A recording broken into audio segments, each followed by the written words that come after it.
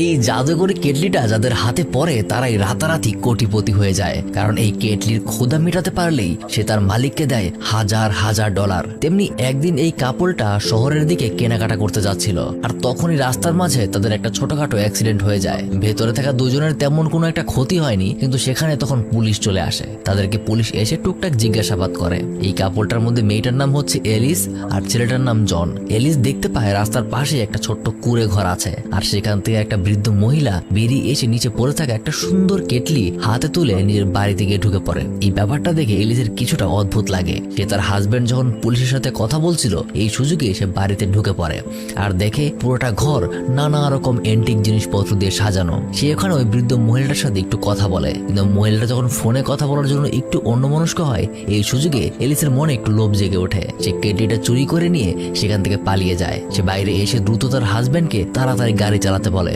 জন আজকে প্রথম তার বউকে কিছু চুরি করতে দেখলো, এই জন্য সে তেমন কিছু একটা